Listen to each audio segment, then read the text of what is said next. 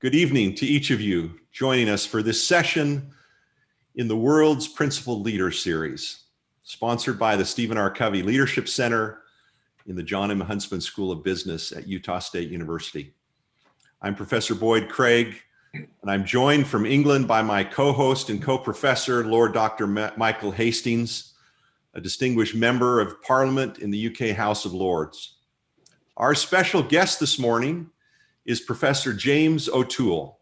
From my perspective, one of the most thoughtful, insightful, prolific experts on leadership of our time.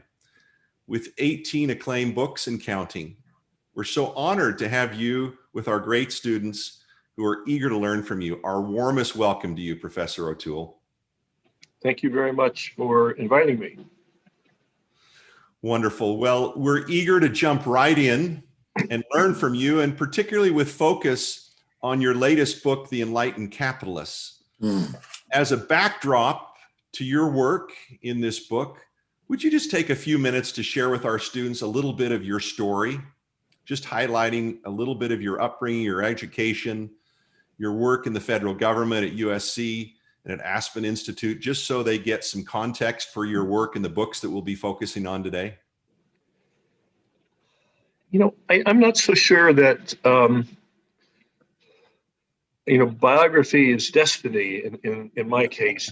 I bounced around and did a lot of different things before I sort of found my calling. My father was an uneducated laborer in San Francisco, and I got lucky. As those of you who just heard Mr. Pullman talk about the importance of luck, and he's not the first to comment on this. Aristotle looked at people who led good lives, and he said, "What constitutes a good life?" And he was able to account for a lot of things. Good parents, that sort of thing. You have enough food, and that you had led a moral life. All of those things, but there's still a large element that he couldn't explain, and he said that has a lot to do with luck, and I truly believe that as Mr. Pullman really so eloquently described, his background. I came from a similar background, and had similar luck, and so we can't. I think it's something that he's a man of great humility. And he didn't boast about where he was and what he'd accomplished, because he really did understand and appreciate that he had some opportunities and some privileges. In my case, I grew up in San Francisco, and I attended a first-rate preparatory public high school, one of the last in the country. And from there, I went on to university. I got a scholarship, and from there, I got a scholarship to Oxford, and had a real hand of luck. And almost all of the great leaders that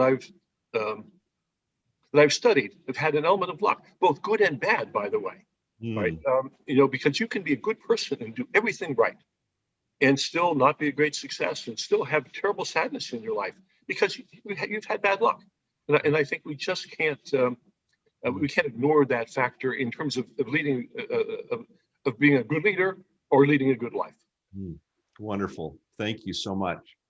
With that, let's shift then to talk about your latest book, The Enlightened Capitalists, Cautionary Tales of Business Leaders who tried to do well by doing good.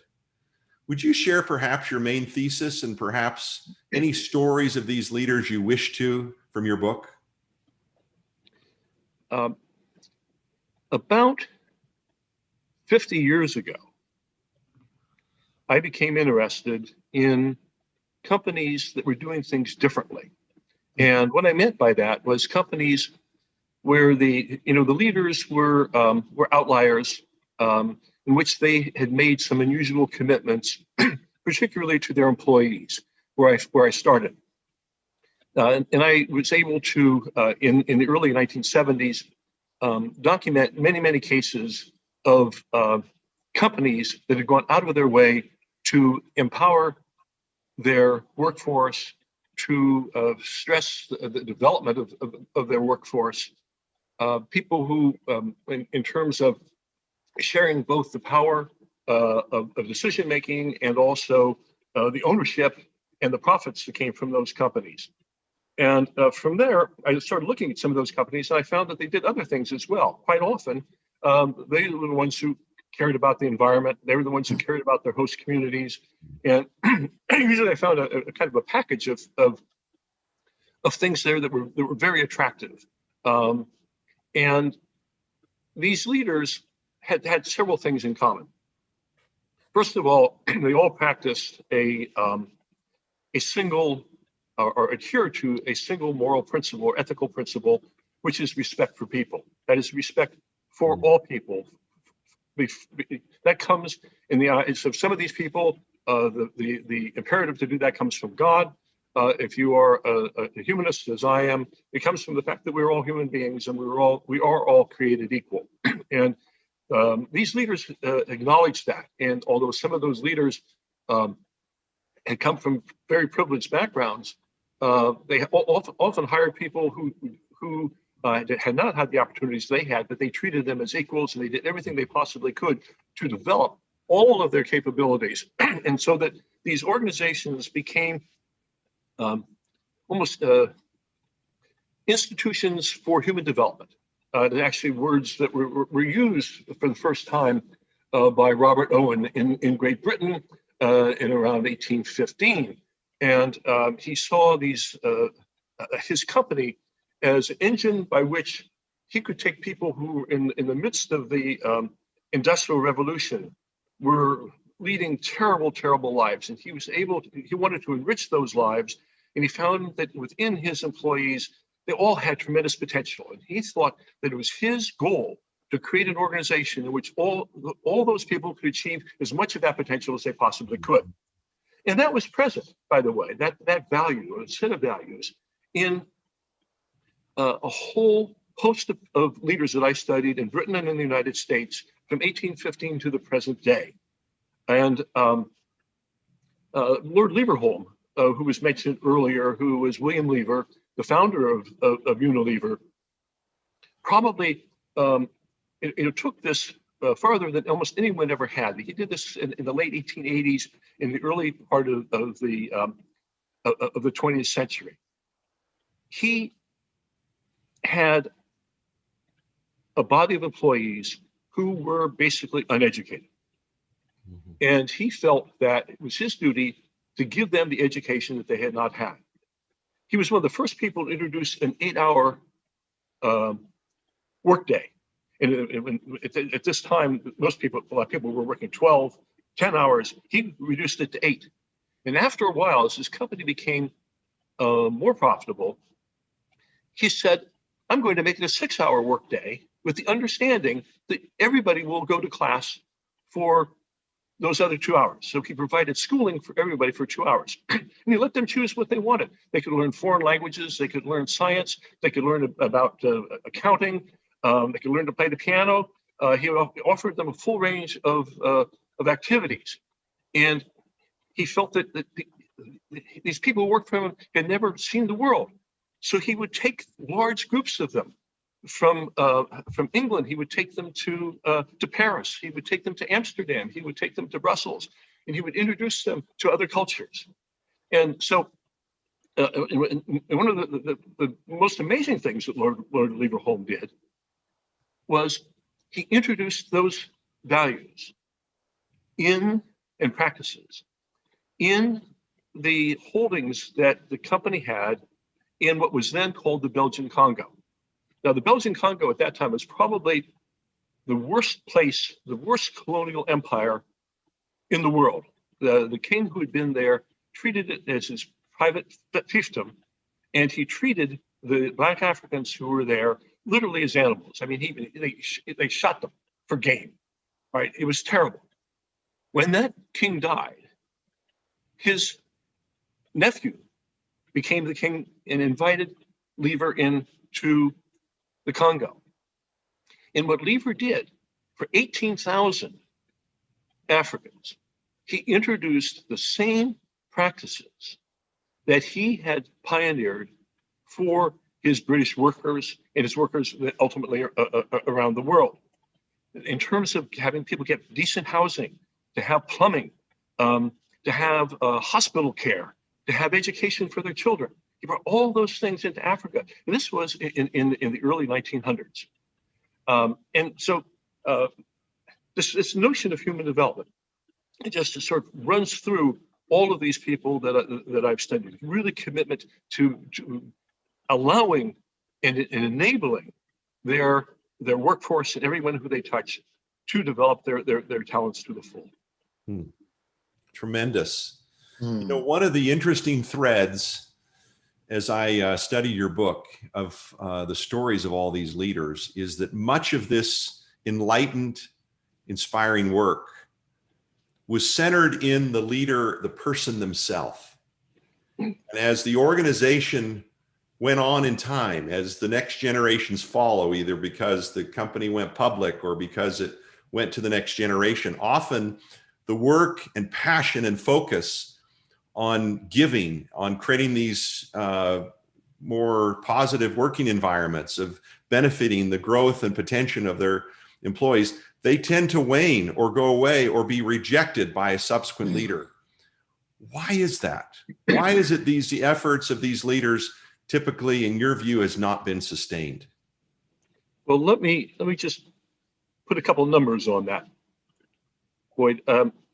In the book, I look in depth at about 50 companies, about 50 that are cited in the book. Of those 50, and only 4 did the practices of the founders continue through more than 2 changes or successions of leadership. In most cases, the very things that, by the way, that made the company great, the things that made Lever Brothers great, the very beginning, the first thing that Lord Lever's successor did was to start to cut back on those very things that made the company special. And so quite often it is the successor who, because for ego reasons or different values, will want to put his or her own mark on the company and will want to move away, or at least out of the shadow of the great founder. More often than that, though, it is pressure from the financial community to change things.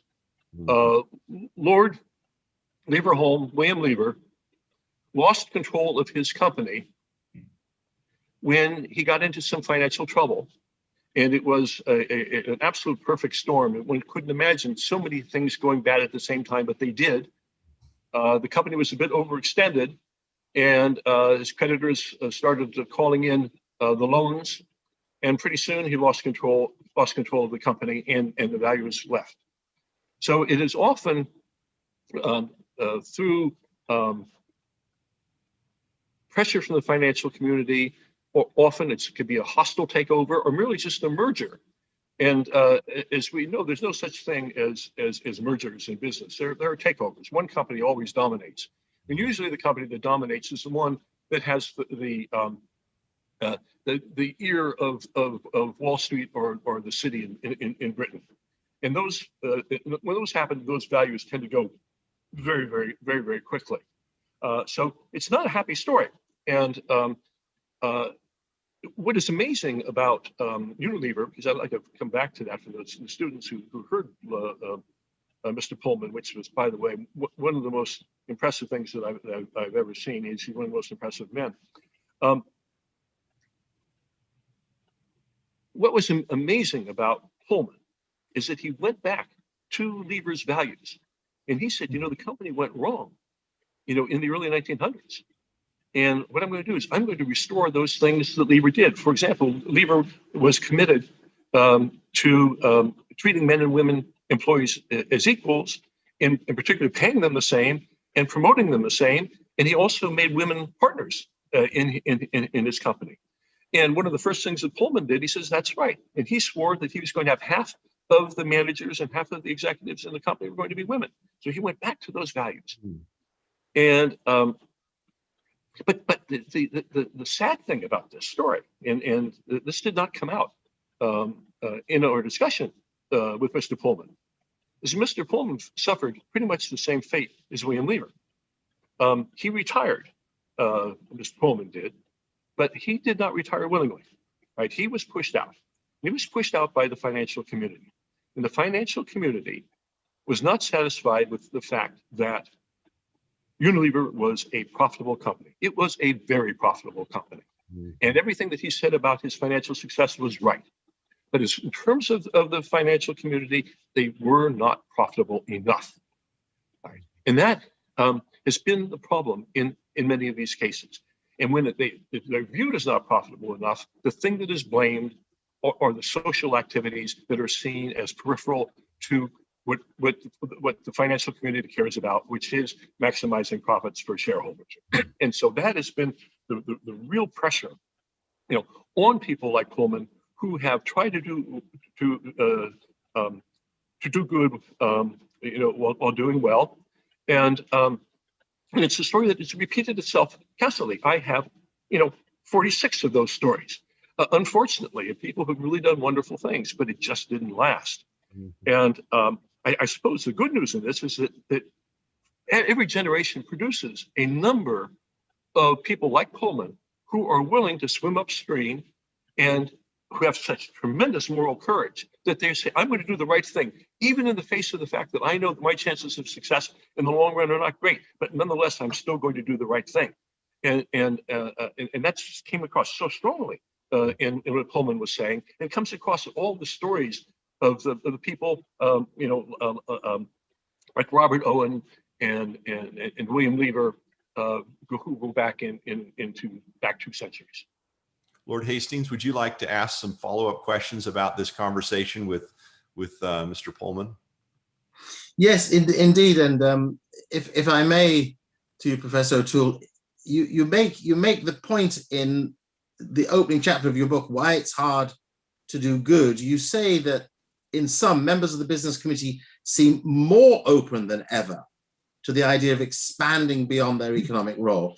But is the issue in just what you've said there, that you get chief executives who are fired up to go to, as it were, recreate the purposes and values of their business? Is it the secret board members who are getting in the way and are not embedded in principles and values?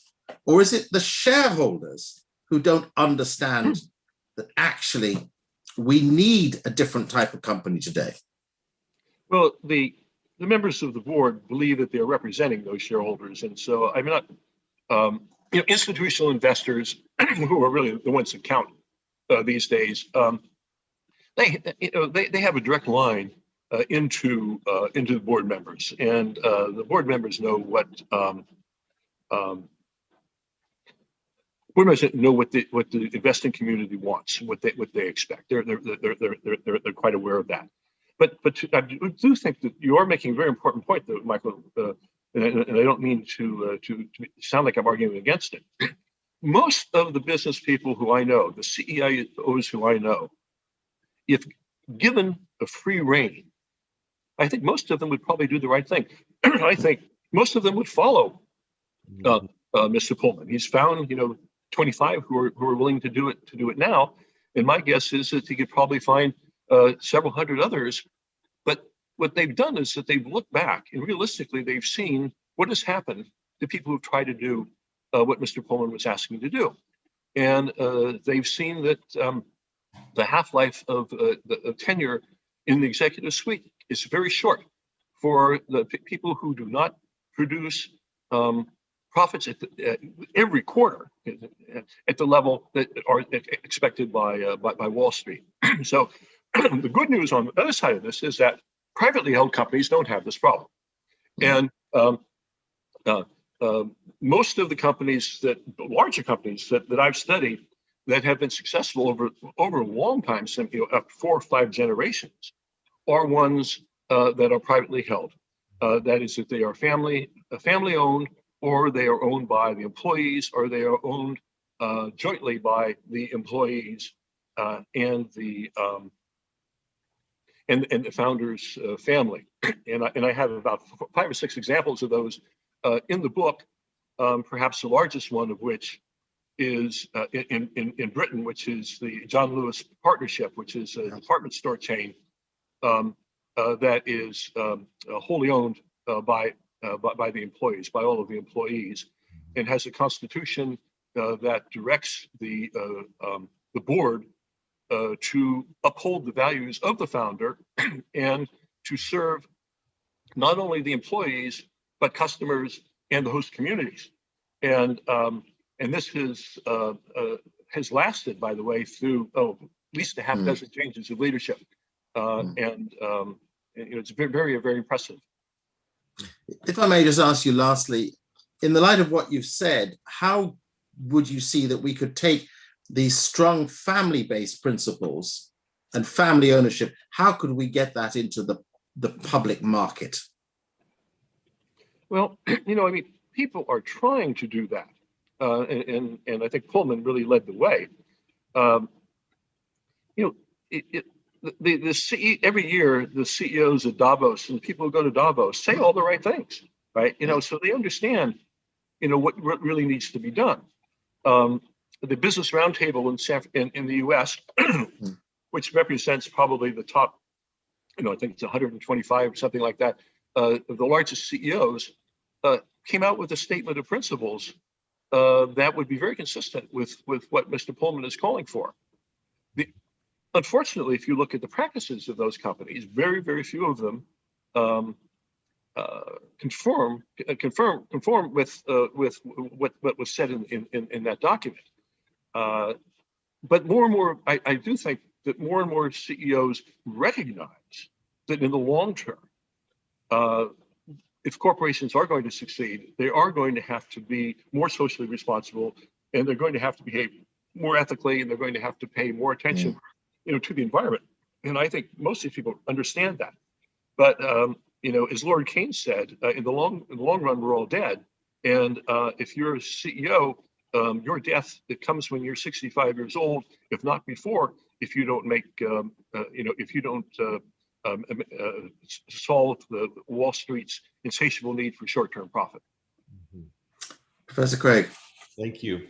So I'd like to come back to the maybe few examples of those leaders and organizations you studied whose success in heightened consciousness and enlightened leadership and business practices has sustained its way through multiple generations. Did you notice any particular qualities of leadership in these leaders that somehow set in motion the power that would sustain this work? Well,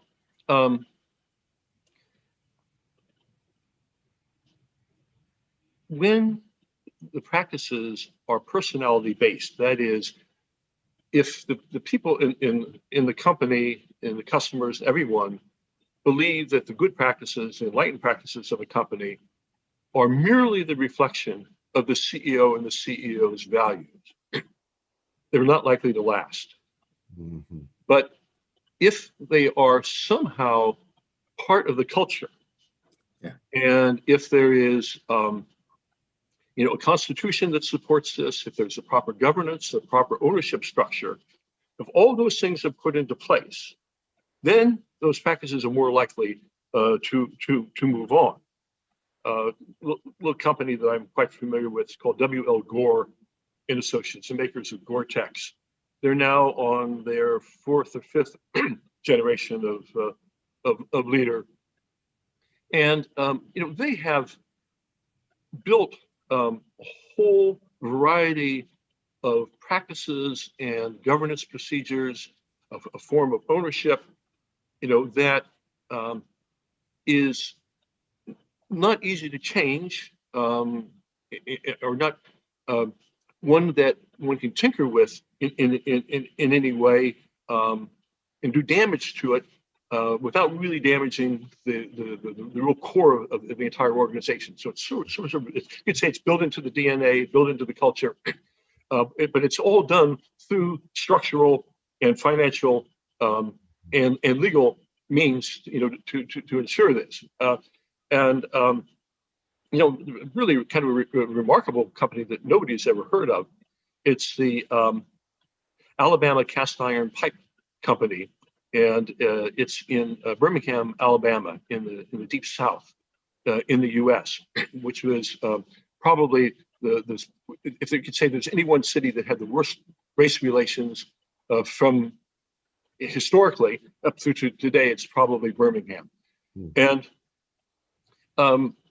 what people didn't notice is that there was a company in Birmingham that which was formed during Reconstruction, right after the Civil War, during the worst era of Jim Crow, in which blacks and whites worked together under very, very good working conditions. But making something that's terrible, cast iron pipe, is not an easy thing to make. It's very hot and it's hard, brutal work. But the whites and blacks worked together. Blacks were managing white people. They shared a common locker room. The whites and blacks had a common gymnasium. They had common Christmas parties. And that has lasted down there throughout all the terrible things that were happening all around in the environment. And it was a result of the fact that the founder of the company wrote up a constitution. And in the constitution, the trustees of the company had to swear to uphold all of the elements in the Constitution which had to do with the commitments to continue those practices. And it has gone through generation and generation. And if you go down to Birmingham, Alabama today, you'll see that this factory is the preferred place for everybody to work, white and black. And it has lasted throughout all this time. So there are some really good stories, and some ones that have lasted that are very inspiring.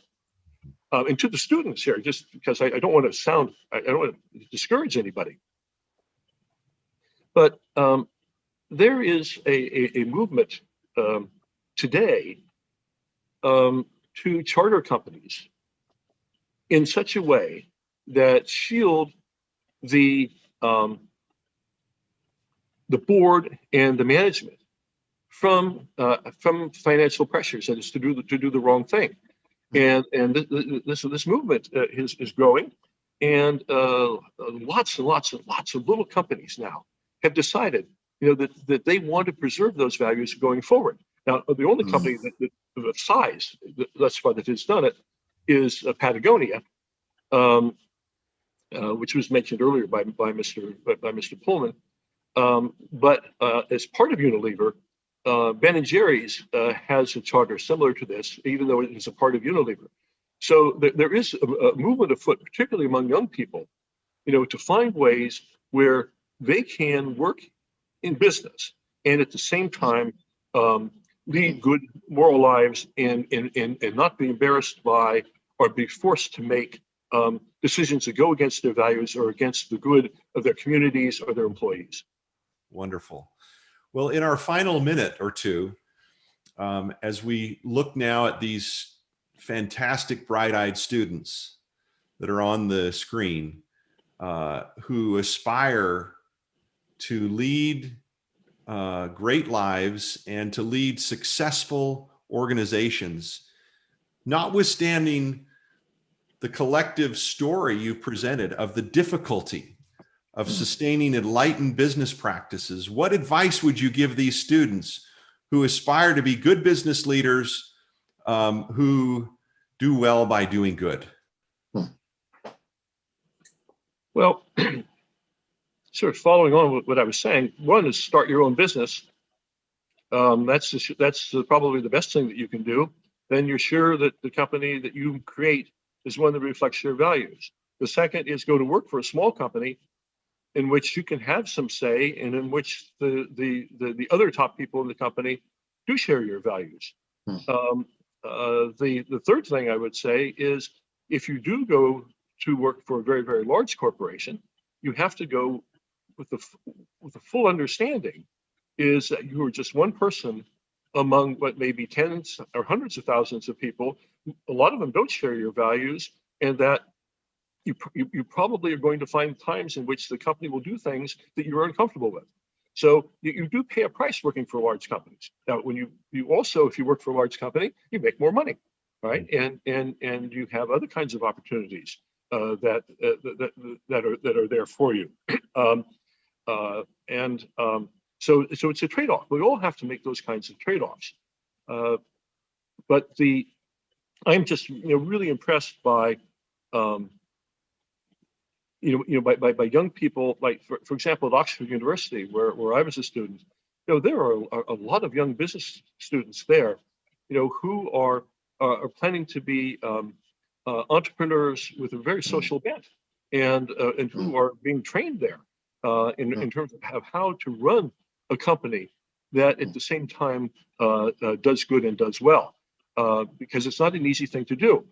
The other thing is that what people don't pay much attention to is that there are a lot of employee-owned firms, and there are a lot of cooperatives, and these are places where that are dedicated to taking care of the employees first, and most of the time, because of that, they care about their host communities, and so they're doing good things.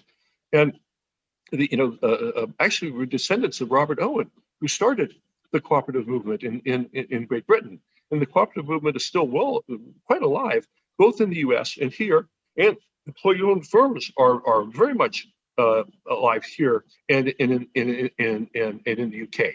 What happens is that we don't hear about them because the financial community doesn't pay any attention to them. And so the Wall Street Journal or even in the Financial Times doesn't pay a tremendous amount of attention to these, although there are a lot of them out there, and they're a very significant part of the economy. So there's plenty of opportunity there in this alternative company, which is perfectly capitalistic, but it is capitalistic with a higher purpose. Thank you so much, Professor O'Toole. A tremendous session. Thank you for your generosity and what you've shared. You've given us much to think about and chew on. And we're grateful to have had you part of this session this morning. On behalf of Lord Hastings and I and the Stephen R. Covey Leadership Center at Utah State University, it's been our pleasure to have you with us for the World's Principled Leaders series.